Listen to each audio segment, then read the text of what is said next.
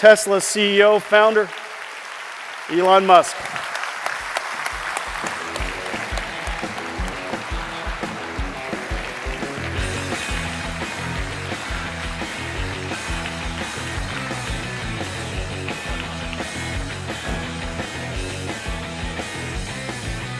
Elon, come on up. I've never seen anybody walk this slow. How are you? Good, how are you? Welcome, welcome. Guys, Elon Musk. Here, Hi. Now, we made it a point not to rehearse anything, and so I just want to as a reminder, you're my last thing. Okay. Okay, could you not ruin the whole thing? All right. All right. So remember, now, speaking of that, I think everybody would like to, before we get into all of the good stuff, Okay. and they want to go directly to the juicy stuff. Okay. Okay, and the juicy stuff is this. Look, you were quoted as saying that artificial intelligence is more dangerous than nuclear weapons. I said potentially. And well, it goes on. It goes on. And it does go on. You say that it's like summoning the demon. Could be. How do you rationalize that conflict between artificial intelligence, of course, deep learning that obviously is going to be very important to self-driving cars? How do you think through that? Well, I don't think we have to worry about autonomous cars because that's sort of like a narrow form of AI. And instantly, not something that I think is very difficult, actually. I think to do autonomous driving to a degree that's much safer than a person is much easier than people think. Yeah, right. I think it's going to just become normal. Like it'll be like an elevator. Like they used to have elevator operators, and then we developed some simple circuitry to have elevators just automatically come to the floor that you're at, and you can just press the button. Nobody needs to operate the elevator. The car is just going to be like that. And the elevators these days are even smart. I mean, it knows where to position an elevator, so that if you were to need an elevator, it's pretty close to you. Cars in the future will be pretty smart about that too. Yeah, you'll be able to tell your car, like, take me home, go here, go there, anything, and it'll just do it. Now At an order of magnitude safer than a person. And in fact, in the distant future, I think it's probably going to be people may outlaw driving cars because it's too dangerous. Like you can't have a person driving a 2-ton death machine. Now, if we have the right type of intelligence in a car, we also don't have to make the cars that heavy. I would think. Cars are getting heavier and heavier, and it's got more and more stuff in it because it needs to survive all these incredible collisions and things like that. I wonder if we were to design cars that just simply don't collide as much. I wonder if we could relax on some of those laws and make cars more fuel efficient and lighter and better to drive. You could definitely do that. If you could count on not having an accident, then you can get rid of a huge amount of the crash structure and the airbags. We're a long way from that because there's always going to be for a very long time there'll be some amount of legacy cars on the road. And I think it is important to just appreciate the size of the automotive industrial base. Like, it's not as though like when somebody makes an autonomous car that suddenly all the cars will be autonomous. It's like there's 2 billion of them. Okay, so the total number of cars and trucks on the road is 2 billion and climbing. The capacity of car and truck production is about 100 million a year. So if tomorrow all cars were autonomous, it would take 20 years to replace the fleet, assuming the fleet stayed the same size. Arguably, it could get smaller if things are autonomous. But still, it's still maybe 15 years or something, and it's not all going to transition immediately. It'll take quite a while. So, and it's the same for electrification of cars. Changing that industrial base to be electric. I mean, if all cars were suddenly if all cars produced were electric tomorrow, it would still take 20 years to replace the fleet. And right now it's less than 1%. So now you mentioned just now about self-driving cars being easier than people think. Now you have your vision of how to go from where we are today. Now my P85D has lane detection, and so it gets a little bzz, when I get close to a lane. Yep. It detects the speed signs, and it uses computer vision technology to do that. And that's today's ADAS. What is your roadmap? How is that different than other people's roadmap? How do you think about how to get to self-driving cars? Yeah, well, you kind of need the hardware foundation, the sort of sensor and computing foundation, and then you can keep uploading new software. At least you can with a Tesla because it's always connected. So the car that you have, you'll notice like the features are steadily improving. We now have active cruise control, so it'll use radar and camera fusion to track the car in front of you. It's also looking at with some of the things that are coming out. It looks at the brake lights, so it anticipates that the brake lights are active. It's going to get basically smarter and smarter, even with the current hardware suite. So the current hardware suite is 360-degree ultrasonic sensors that go up to about just over 5 meters. It's a forward camera and a forward radar. So we'll make, even with just that sensor suite, we can actually make huge progress in autonomy. We can certainly make the car steer itself on a freeway and do lane changes. It's really, autonomy is about what level of reliability and safety do you want. Even with the current sensor suite, we could make the car go fully autonomous, but but not to a level of reliability that would be safe in, say, a complex urban environment at 30 miles an hour where the lane markings aren't there and children could be playing and things could be coming at you from the side. So in order to solve that, you need a bigger sensor suite and you need more computing power. And I think what you're doing actually with the Tegras in the future is super interesting and will really be a big enabler for autonomous driving. So I think NVIDIA is doing really great stuff on that front. I appreciate that. Yeah. And so some of the challenges that you see, what are some of the technological hurdles and there's all kinds of researchers in the room, there are all kinds of engineers in the room. What are some of the technological hurdles that you think are really important for us to go tackle? Surely we're going to get to some better cruise controls on highways. But beyond that, what are some of the things that you would like us to go focus on to tackle for the car industry?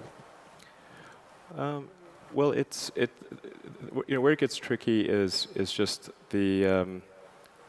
is that sort of urban environment around 30 or 40 miles an hour. So like right now, it's fairly easy to deal with, say, things that are sub 5 to 10 miles an hour because we can do that with the ultrasonics. We can just make sure it doesn't hit anything. Right. Because you can always. Which is the right thing to do, largely. Why would you want to hit anything with your car? Yeah, exactly. So at 5 to 10 miles an hour, you can stop within the range of the ultrasonics. And then from, let's say, 10 miles an hour to, call it sort of 50 miles an hour, that area in complex suburban environments, that's where you can get a lot of unexpected things happening. Like, let's say there's a road closure or a manhole cover open, children playing is a big issue, bicycles. Once you get above 50 miles an hour and you're in kind of a freeway environment, then it also gets easier again. Like the set of possibilities is much reduced. So highway cruise is easy, low speed is easy, intermediate is hard.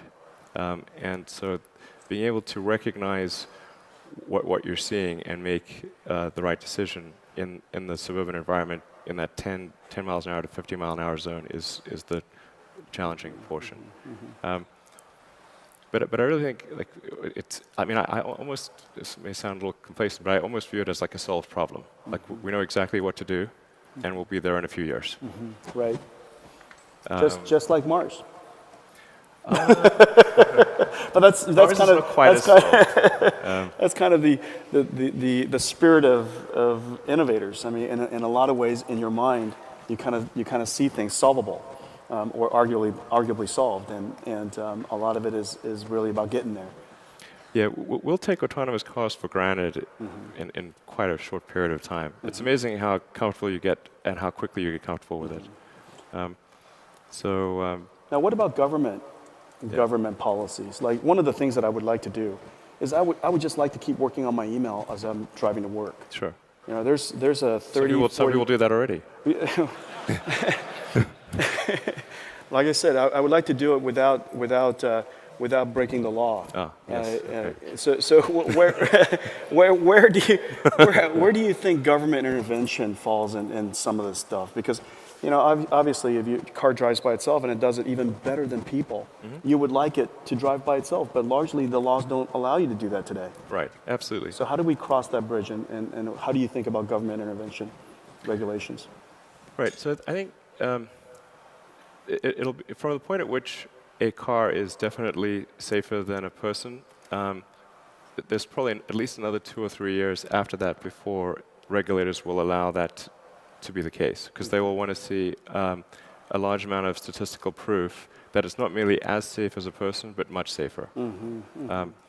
So I think what you can do is you can run it in shadow mode, and essentially say, okay, this is what the computer would have done in all these circumstances, and was there a crash or was there not? Like, what are the false positives, false negatives? And then, it's achieve a large population group, and then make a really clear statistical argument with the regulators, and then they're going to digest that, observe it for a while, see if they agree with it. And then I think they will, because the evidence will be overwhelming. Yeah, and the evidence is actually already quite overwhelming. That if you would have noticed a brake light in front of you on the highway and you didn't crash into it, rear-end collision, Right. a lot of lives are saved. You know, ideally, hopefully, people don't overreact with this unknown technology, and prematurely regulate. No premature regulations. Well, I mean, regulate. That was a joke. I think when it comes to public safety, I think there's an argument for being, quite cautious and making sure that things are okay before there's a change. I mean, I don't think it's the case that right now there's a fully autonomous system and regulators are not approving it. That could really be a substitute for people, but there will be in a few years.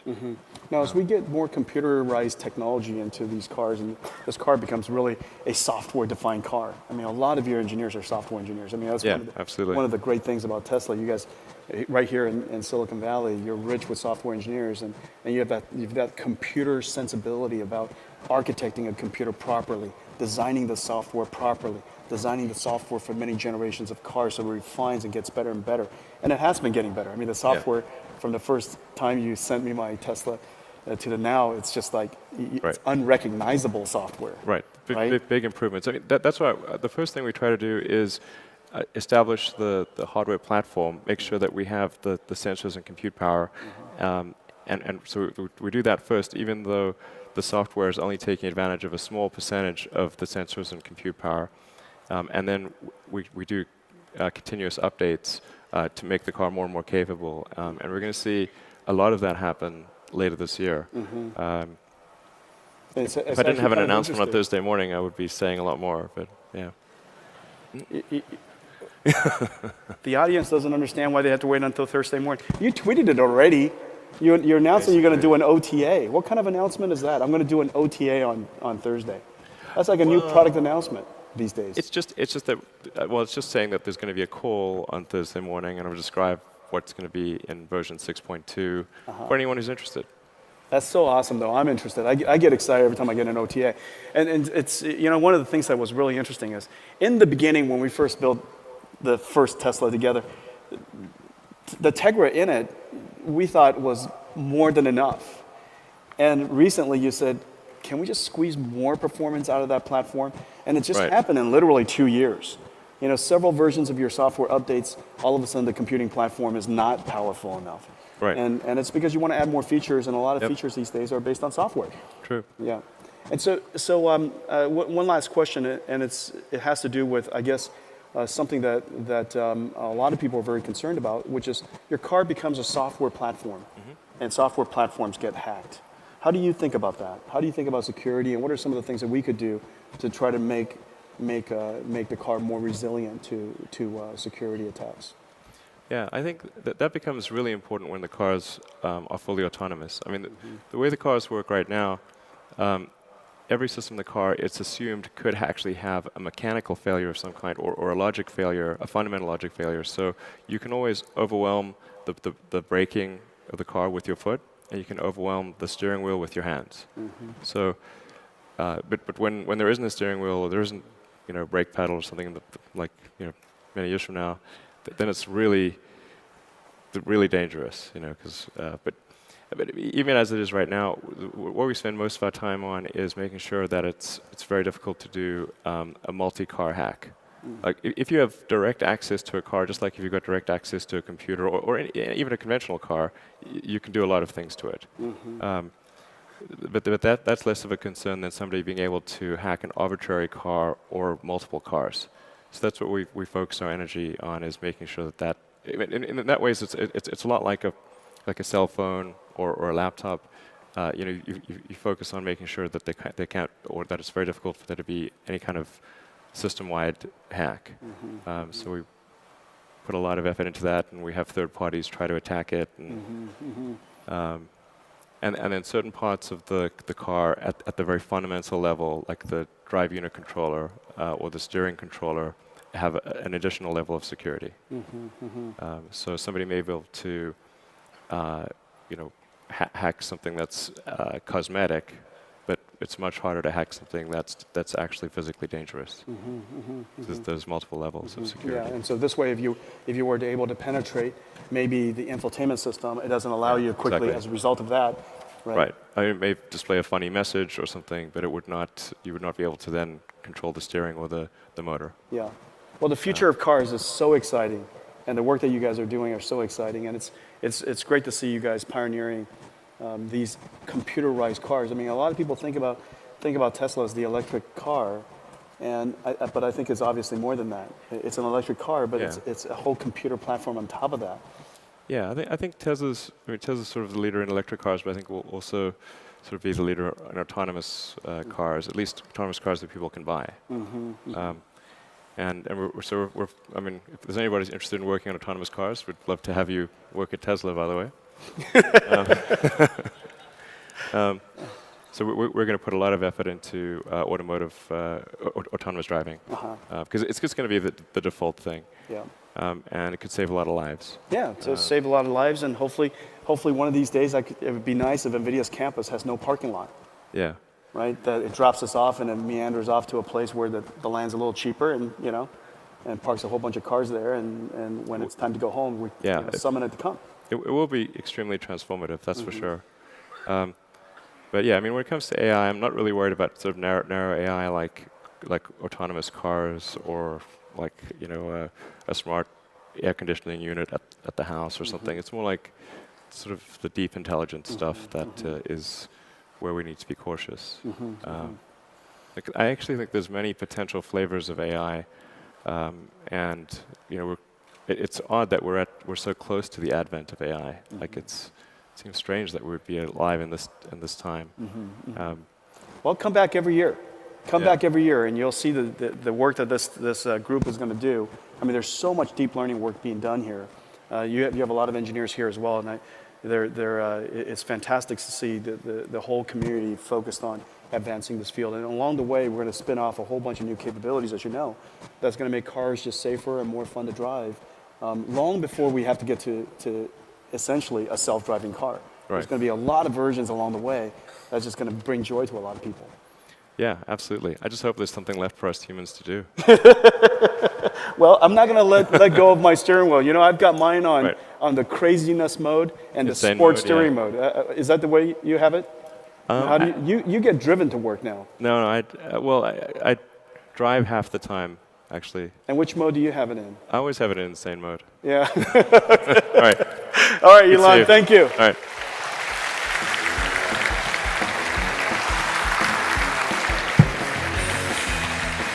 The engineer of engineers, Elon Musk.